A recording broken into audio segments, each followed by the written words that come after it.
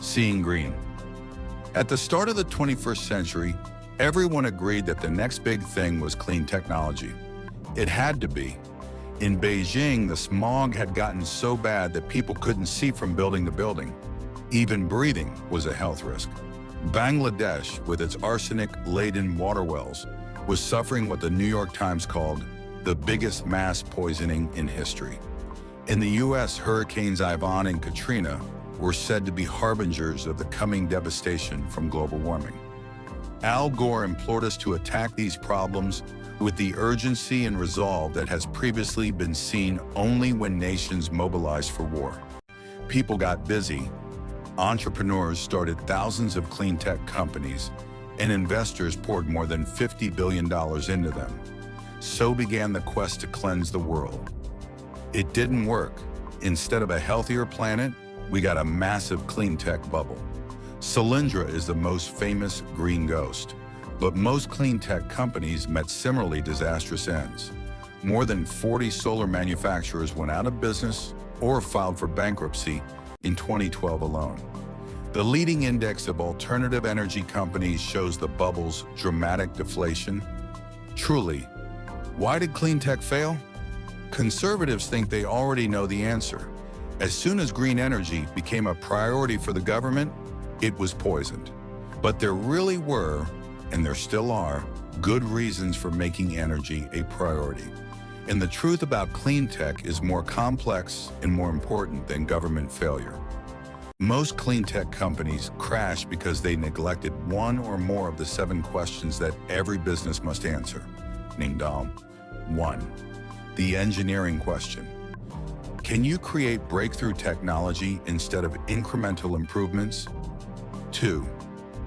The timing question. Is now the right time to start your particular business? 3. The monopoly question. Are you starting with a big share of a small market? No. 4. The people question.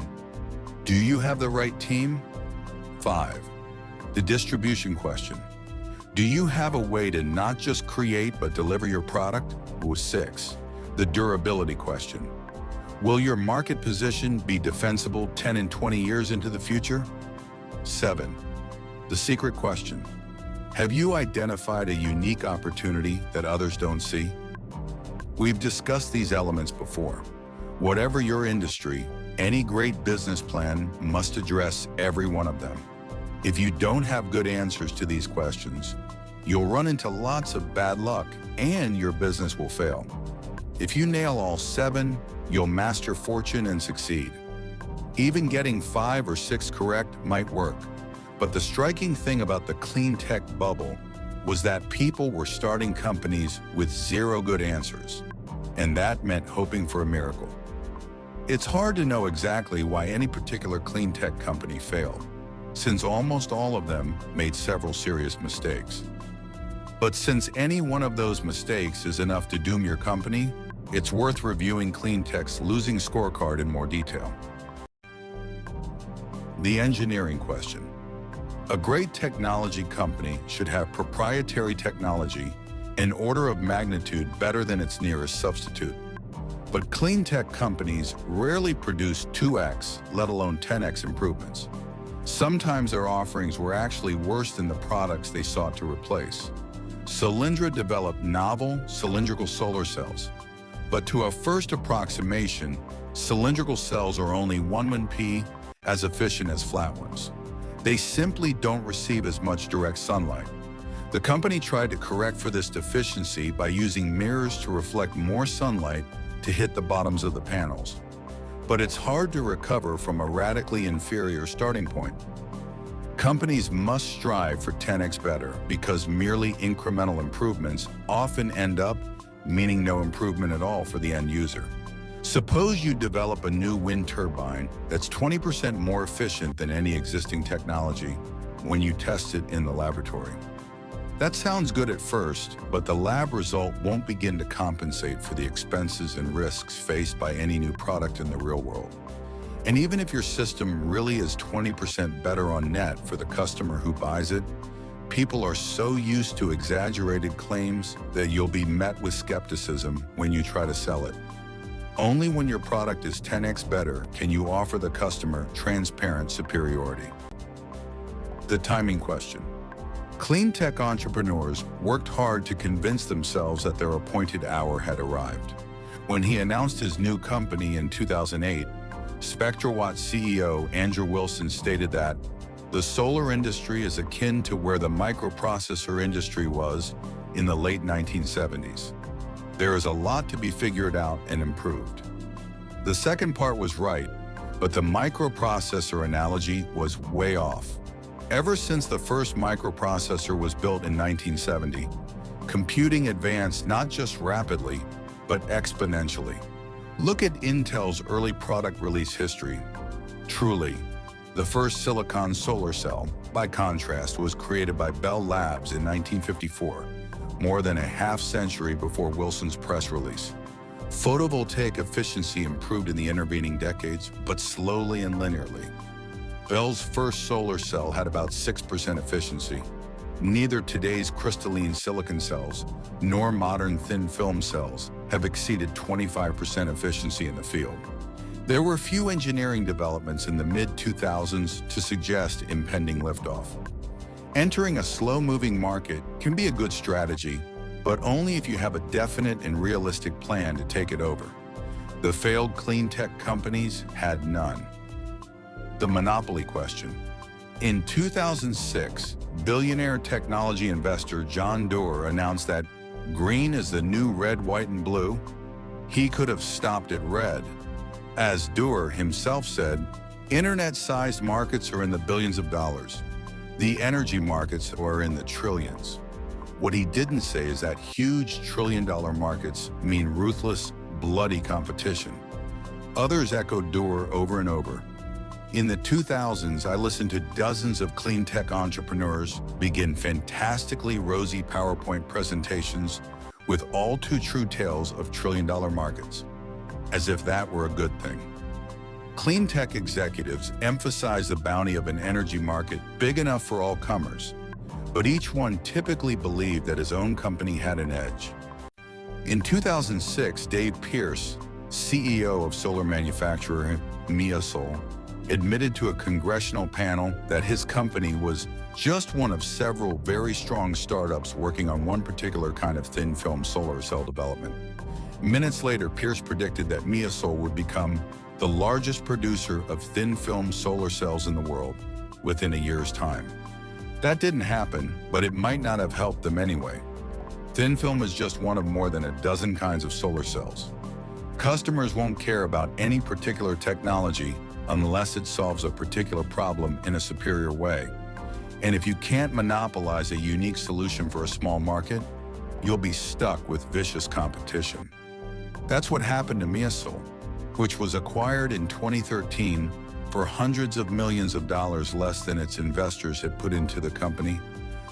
Exaggerating your own uniqueness is an easy way to botch the monopoly question. Suppose you're running a solar company that successfully installed hundreds of solar panel systems with a combined power generation capacity of 100 megawatts. Since total U.S. solar energy production capacity is 950 megawatts, you own 10.53% of the market. Congratulations, you tell yourself, you're a player. Truly. But what if the U.S. solar energy market isn't the relevant market? What if the relevant market is the global solar market with a production capacity of 18 gigawatts? Your 100 megawatts now makes you a very small fish indeed. Suddenly you own less than 1% of the market, truly. And what if the appropriate measure isn't global solar, but rather renewable energy in general? Annual production capacity from renewables is 420 gigawatts globally. You just shrank to 0.02% of the market. And compared to the total global power generation capacity of 15,000 gigawatts, your 100 megawatts is just a drop in the ocean. Truly, clean tech entrepreneurs thinking about markets was hopelessly confused. They would rhetorically shrink their market in order to seem differentiated, only to turn around and ask to be valued based on huge, supposedly lucrative markets. But you can't dominate a submarket if it's fictional. and huge markets are highly competitive, not highly attainable. Most clean tech founders would have been better off opening a new British restaurant in downtown Palo Alto. The people question. Energy problems are engineering problems. So you would expect to find nerds running clean tech companies. You'd be wrong. The ones that failed were run by shockingly non-technical teams. These salesman executives were good at raising capital and securing government subsidies, but they were less good at building products that customers wanted to buy. At Founders Fund, we saw this coming. The most obvious clue was sartorial. Clean tech executives were running around wearing suits and ties. This was a huge red flag because real technologists wear t-shirts and jeans. So we instituted a blanket rule. Pass on any company whose founders dressed up for pitch meetings. Maybe we still would have avoided these bad investments if we had taken the time to evaluate each company's technology in detail.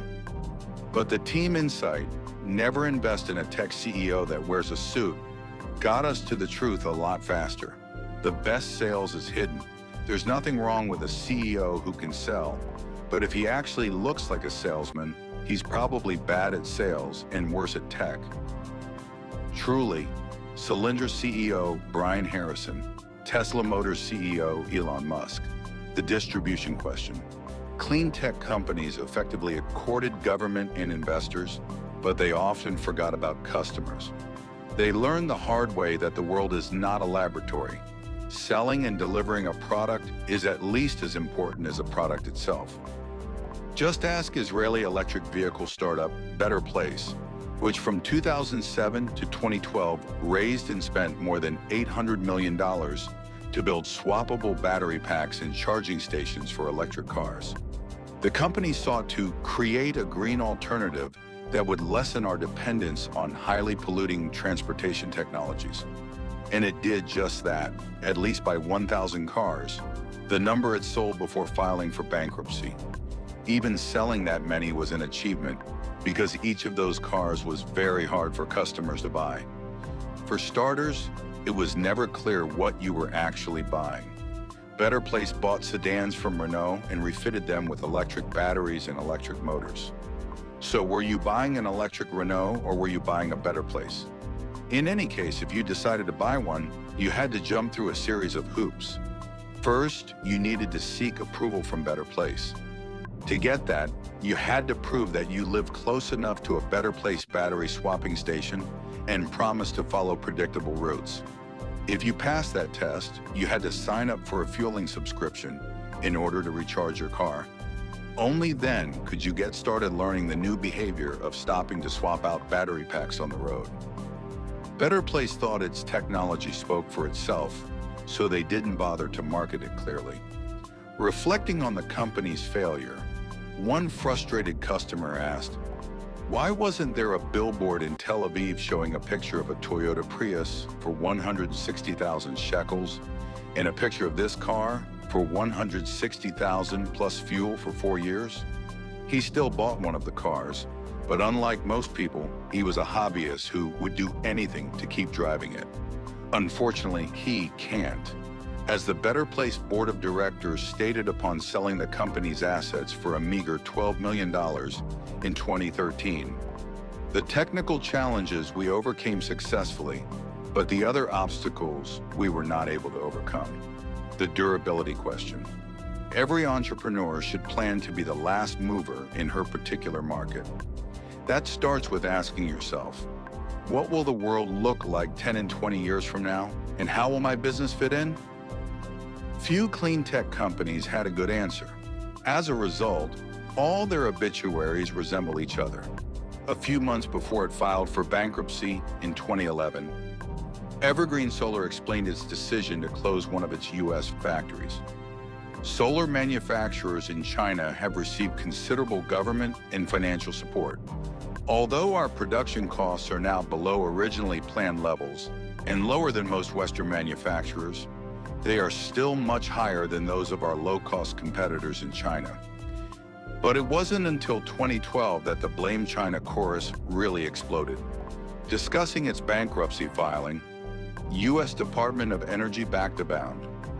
Solar blamed aggressive pricing actions from Chinese solar panel companies that made it very difficult for an early-stage startup company to scale in current market conditions.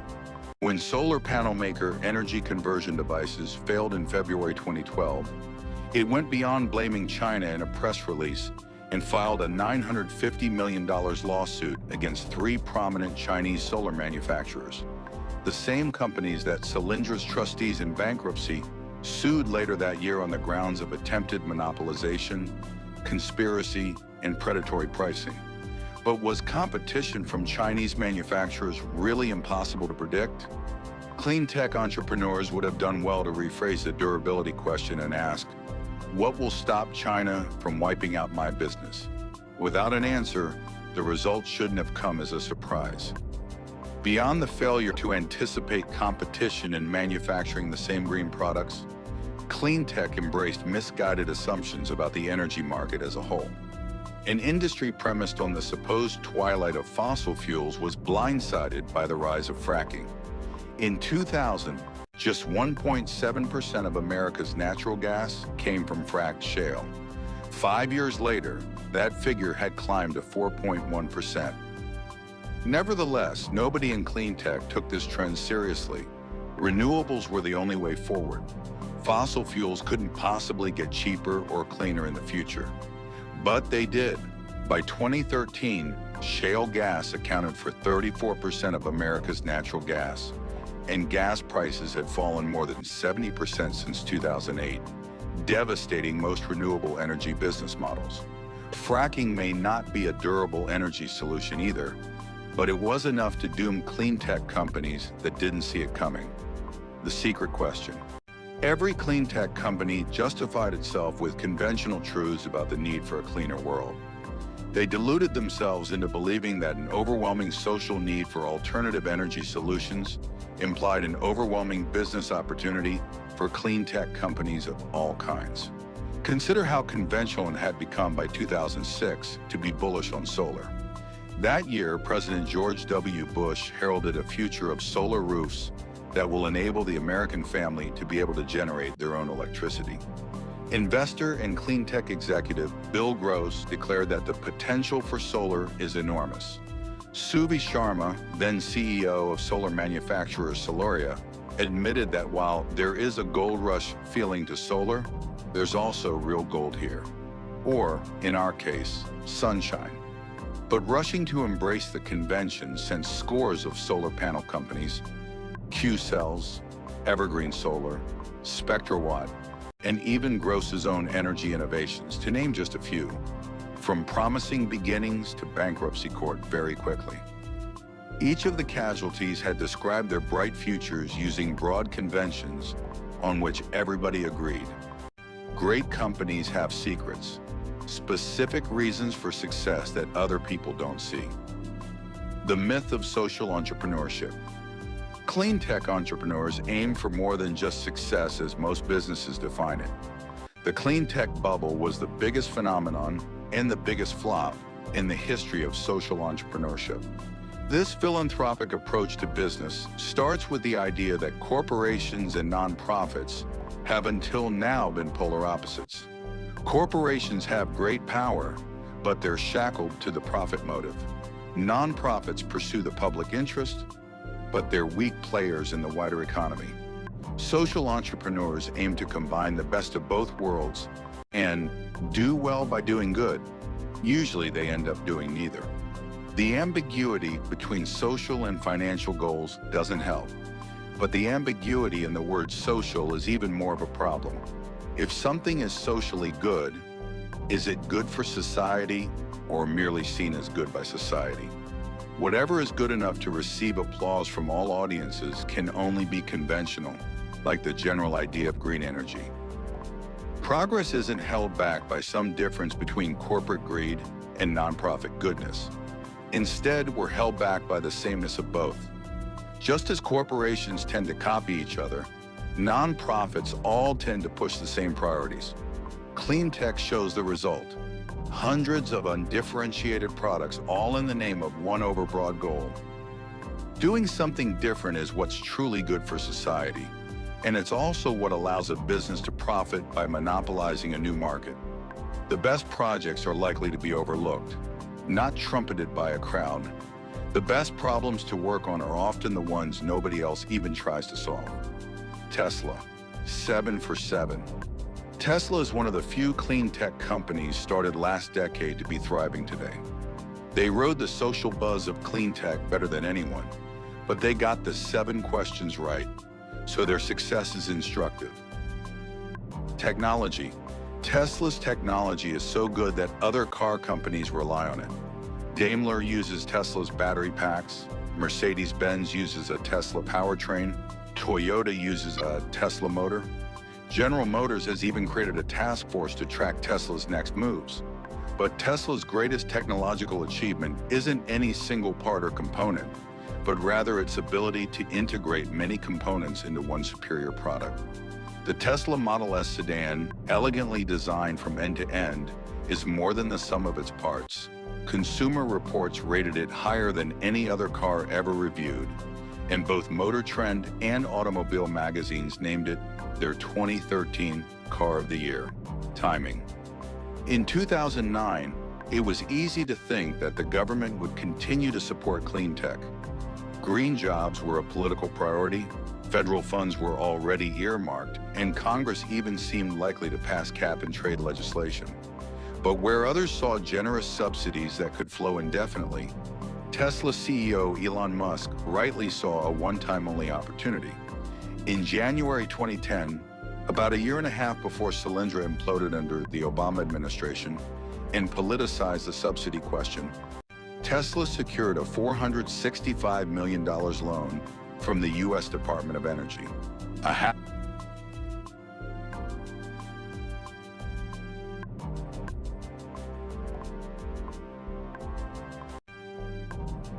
$500 million subsidy was unthinkable in the mid-2000s. It's unthinkable today. There was only one moment where that was possible, and Tesla played it perfectly. Monopoly. Tesla started with a tiny sub-market that it could dominate, the market for high-end electric sports cars. Since the first Roadster rolled off the production line in 2008, Tesla sold only about 3,000 of them, but at $109,000 a piece, that's not trivial. Starting small allowed Tesla to undertake the necessary R&D to build the slightly less expensive Model S, and now Tesla owns the luxury electric sedan market too. They sold more than 20,000 sedans in 2013, and now Tesla is in prime position to expand to broader markets in the future. Team. Tesla's CEO is the consummate engineer and salesman, so it's not surprising that he's assembled a team that's very good at both. Elon describes his staff this way. If you're at Tesla, you're choosing to be at the equivalent of special forces. There's the regular army, and that's fine, but if you are working at Tesla, you're choosing to step up your game. Distribution. Most companies underestimate distribution, but Tesla took it so seriously that it decided to own the entire distribution chain. Other car companies are beholden to independent dealerships. Ford and Hyundai make cars, but they rely on other people to sell them. Tesla sells and services its vehicles in its own stores. The upfront costs of Tesla's approach are much higher than traditional dealership distribution, but it affords control over the customer experience, strengthens Tesla's brand, and saves the company money in the long run, in durability. Tesla has a head start and it's moving faster than anyone else. And that combination means its lead is set to widen in the years ahead. A coveted brand is the clearest sign of Tesla's breakthrough. A car is one of the biggest purchasing decisions that people ever make, and consumers' trust in that category is hard to win. And unlike every other car company, at Tesla, the founder is still in charge, so it's not going to ease off anytime soon. Secrets.Tesla knew that fashion drove interest in clean tech. Rich people especially wanted to appear green, even if it meant driving a boxy Prius or clunky Honda Insight. Those cars only made drivers look cool by association with the famous eco-conscious movie stars who owned them as well. So Tesla decided to build cars that made drivers look cool, period. Leonardo DiCaprio even ditched his Prius for an expensive-looking Tesla Roadster. While generic clean tech companies struggled to differentiate themselves, Tesla built a unique brand around the secret that clean tech was even more of a social phenomenon than an environmental imperative. Energy 2.0. Tesla's success proves that there was nothing inherently wrong with clean tech. The biggest idea behind it is right. The world really will need new sources of energy. Energy is the master resource. It's how we feed ourselves, build shelter, and make everything we need to live comfortably. Most of the world dreams of living as comfortably as Americans do today, and globalization will cause increasingly severe energy challenges unless we build new technology. There simply aren't enough resources in the world to replicate old approaches or redistribute our way to prosperity. Clean tech gave people a way to be optimistic about the future of energy. But when indefinitely optimistic investors betting on the general idea of green energy funded clean tech companies that lacked specific business plans, the result was a bubble. Plot the valuation of alternative energy firms in the 2000s alongside the Nasdaq's rise and fall a decade before, and you see the same shape. Truly, the 1990s had one big idea. The internet is going to be big, but too many internet companies had exactly that same idea and no others. An entrepreneur can't benefit from macro-scale insight unless his own plans begin at the microscale. Clean tech companies face the same problem. No matter how much the world needs energy, only a firm that offers a superior solution for a specific energy problem can make money. No sector will ever be so important that merely participating in it will be enough to build a great company. The tech bubble was far bigger than clean tech, and the crash even more painful. But the dream of the 90s turned out to be right. Skeptics who doubted that the internet would fundamentally change publishing or retail sales or everyday social life looked prescient in 2001. But they seem comically foolish today. Could successful energy startups be founded after the clean tech crash just as Web 2.0 startups successfully launched amid the debris of the dot-coms? The macro need for energy solutions is still real, but a valuable business must start by finding a niche and dominating a small market. Facebook started as a service for just one university campus before it spread to other schools and then the entire world. Finding small markets for energy solutions will be tricky. You could aim to replace diesel as a power source for remote islands, or maybe build modular reactors for quick deployment at military installations in hostile territories. Paradoxically, the challenge for the entrepreneurs who will create Energy 2.0 is to think small. Ian Dye.